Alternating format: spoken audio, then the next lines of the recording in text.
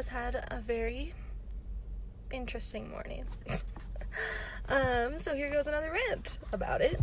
As I sit in my car and wait for my chiropractic appointment, which I really need, but we're going to talk about patience and boundaries. So, I'm a personal assistant for this lady. She's 75 years old, and she's very particular. Like, 3 different grocery stores for 10 things kind of particular, which I totally get, because you're older, you know what you want it the right way, you don't have too much time to live. Whatever, not a problem. I don't mind getting paid to go run to 3 different grocery stores for you. But today, I was putting compost in her little compost bin, and I opened the bin, and there is over 1,000 maggots, and it smells like nothing I've ever smelled before, and I've smelled a lot of horrific things. So I was debating in my head, do I even tell her this situation exists because she's going to make me clean it and I don't want to?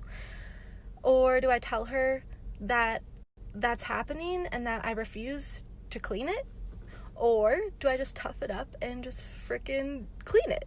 And I really have a problem with small squiggly things, and I don't know why I've been calling in bugs today, but I don't like killing them, but I had to kill a centipede this morning because centipedes give me the heebie-jeebies. I don't know why.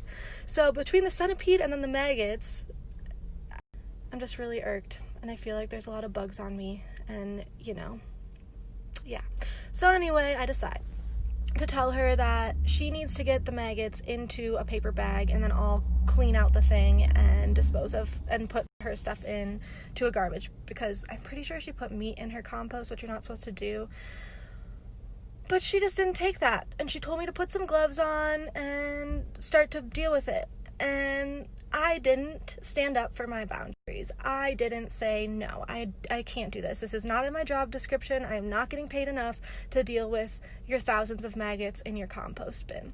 So I got on my gloves and put on my mask, and I'm going to post an Insta TV video in a little bit. It's kind of comical.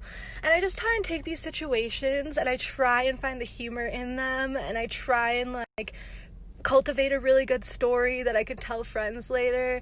But the thing about boundaries is that if you're not comfortable doing something, it's really hard for me, clearly, because I didn't set boundaries in this situation, but the practice of setting boundaries is so important, not only in your work situations, but in your personal life as well.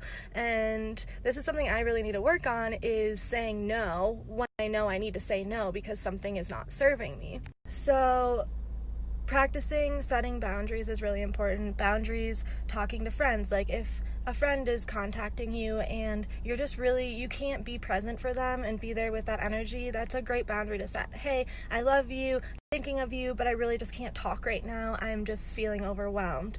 Or boundaries in work. If someone's treating you poorly, or you're not getting what was originally thought that you should get, the people who are on salary that are working 70 hours a week and making less than minimum wage on their salary.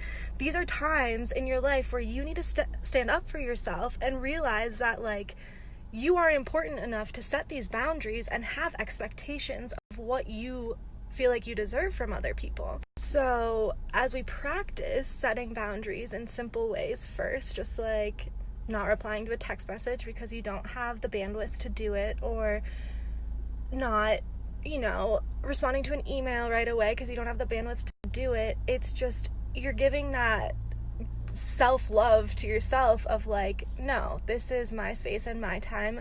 I know what my value and my worth is, and I'm not accepting anything less than that.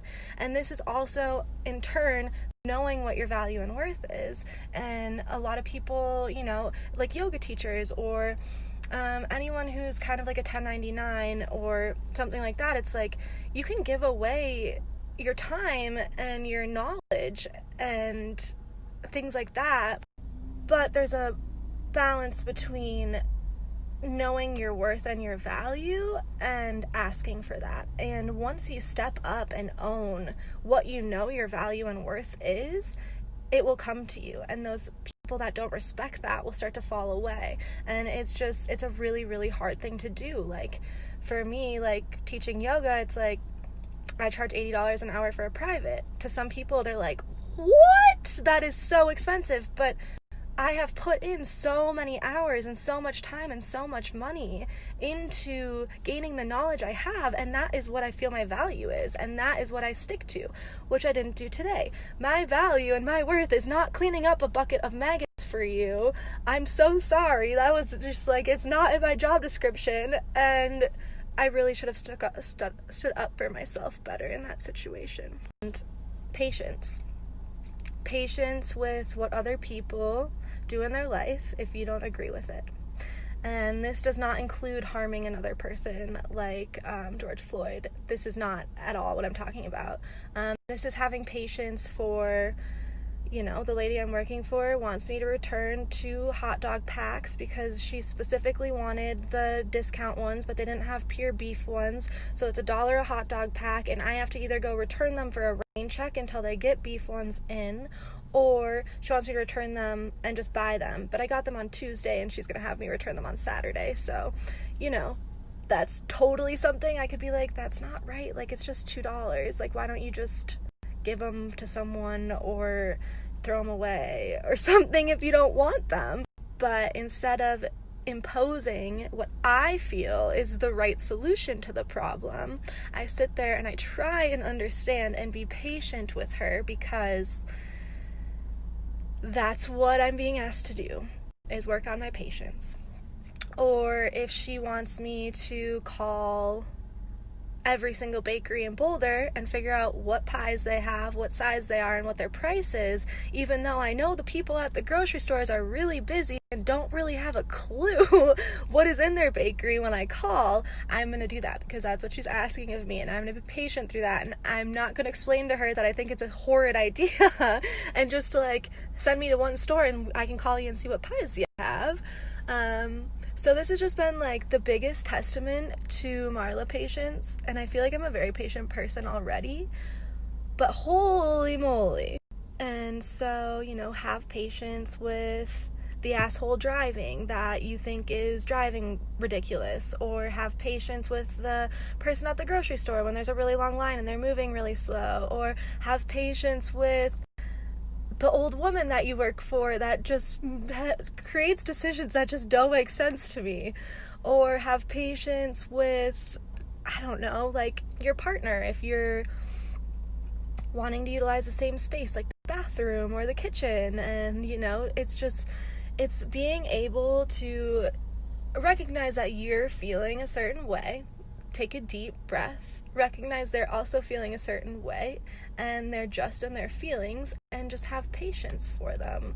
And it is a huge challenge, but I just run up to the bathroom really quick, pretend I'm peeing, and just, like, sit and breathe for a moment so I just, like, can recollect myself. So anyway, just wanted to utilize my morning as an example of setting boundaries, which I did not do, and I will next time.